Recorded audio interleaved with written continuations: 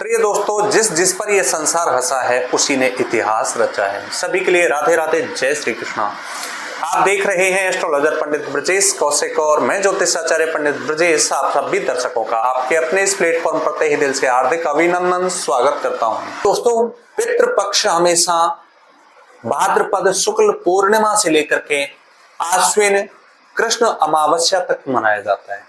15 दिन श्राद्ध के होते हैं प्रिय दोस्तों, जो कि इस बार 18 सितंबर से लेकर के 2 अक्टूबर तक रहेंगे। उसके बाद शरद नवरात्रियां प्रारंभ होंगी और आप सभी को सबसे पहले मैं बताता हूं कि पितृ पक्ष में हम श्राद्ध क्यों मनाते हैं।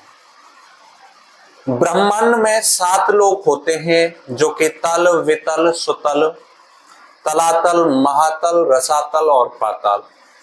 पृथ्वी के ऊपर 6 लोक होते हैं, पितृलोक, स्वर्गलोक, जनलोक, महरलोक, ब्रह्मलोक, तपलोक। इसमें से एक पितृलोक भी मुख्य है।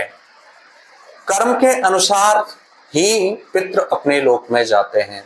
जिस आत्मा का निर्णय नहीं होता है, जिस आत्मा की मुक्ति नहीं होती है, उसको पितृलोक में ही रहना होता है। और ये 15 दिन के लिए अयरमा देवता होते हैं पितरों के। अयरमा देवता के द्वारा 15 दिन के लिए इन पितरों को मुक्त कर दिया जाता है कि आप अपने पीढ़ी दर पीढ़ी जो आगे आपके बच्चे हैं, आपके परिवारीजन हैं, उनके पास जाएं और उनसे अपना भोग प्रसाद स्वरूप जो भी ग्रहण करना है वे प्राप्त करके आए। अब होता क्या है, अयरमा का वाहन कौवा है, तो हमेशा पितृ पक्ष में हम कौए को खाना खिलाते हैं। बहुत सारे लोग गया में जाकर के पिंड दान करते हैं, जहां कौओं की अधिक संख्या देखी जा सकती है। बहुत सारे एपिसोड आपने ऐसे देखे होंगे जहां पितृ पक्ष में कौओं को ज्यादा दिखाया जाता है, इसलिए क्योंकि अयरमा देवता का वाहन ही कौवा है। इसलिए आपको पितृपक्ष किस तरीके से मनाना चाहिए।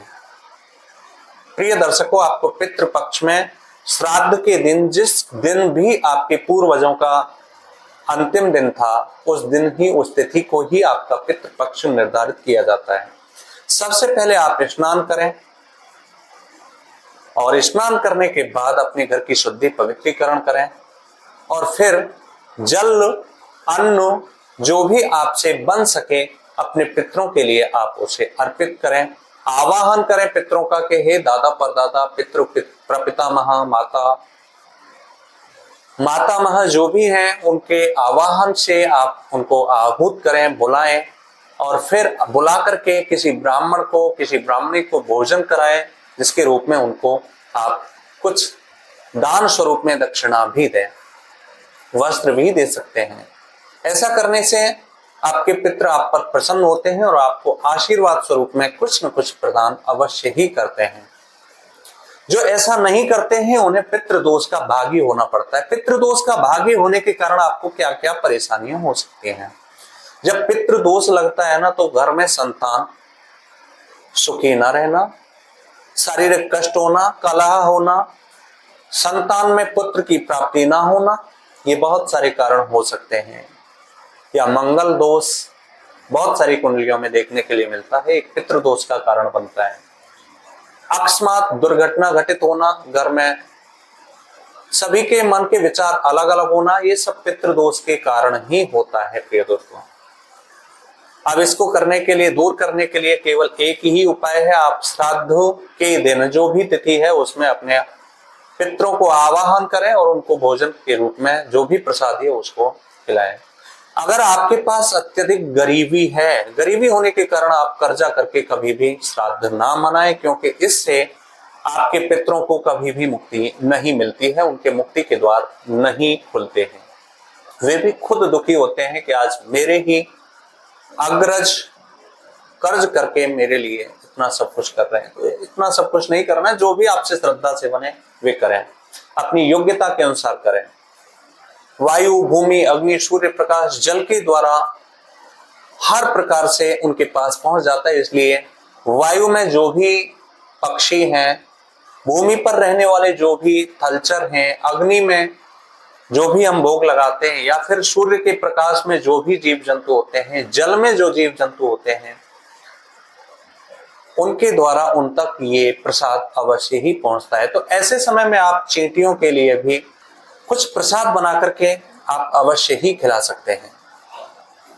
समर्पण का भाव रखें अपने पितरों के प्रति, और ऐसा करने से आपके सभी कार्य सफल होते हैं। ये कहा जाता है कि पितृ पक्ष में कभी भी नया वाहन, नया घर, जमीन, वस्तु, वस्त्र इत्यादि क्रय नहीं करना चाहिए। ऐसा माना जाता है कि पितृ पक्ष में कोई भी नया सामान हम खरीदते हैं तो उसका हमें दोष लगता है। अलग अलग पौराणिक कथाओं के अनुसार, दंत कथाओं के अनुसार ये कहावतें हैं। तो हमारा मानना यही है कि आप पितृपक्ष में कोई भी नई वस्तु का क्रय ना करें जिससे आपके ऊपर कोई पितृदोष लगे। ब्रह्मचर्य का पालन करें, प्रतिदिन दाढ़ी ना बनाएं, नाखून न काटें और अपने शुद्धिकरण के साथ अपने घर में रहें। सफेद वस्त्र पहने जिस दिन भी आप श्राद्ध कर रहे हैं।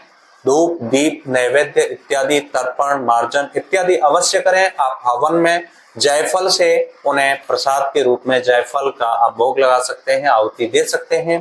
5 आहुति उनके लिए आप अवश्य ही दें जिस दिन भी आप उनका श्राद्ध करते हैं। ऐसा करने से आपको अवश्य ही अच्छे परिणाम प्राप्त होंगे, पितृदोष के भागी नहीं होंगे और आपके पितृ जो हैं वे शांत होंगे। यही विशेष तथ्य हैं पितृ पक्ष के लिए। श्राद्ध पक्ष के लिए जो कि अभी 18 सितंबर से शुरू होगा और 2 अक्टूबर तक रहेगा। उसके बाद शरद नवरात्रियां प्रारंभ होंगे। जो मेरे पास तथ्य थे, फैक्ट थे, आप तक मैंने पहुंचाने का प्रयास किया। अब आपकी एक जिम्मेदारी तो बनती ही है। अगर आपको वीडियो अच्छी लगी हो तो चैनल को सब्सक्राइब जरूर कर लें, बेल आइकन प्रेस कर लें जिससे अगली वीडियो इसी प्रकार की सबसे पहले आपके पास पहुंच सके। मिलते हैं अगली वीडियो में, तब तक आप सभी से इजाजत चाहूंगा। सभी के लिए राधे राधे, जय श्री कृष्णा, जय माता दी।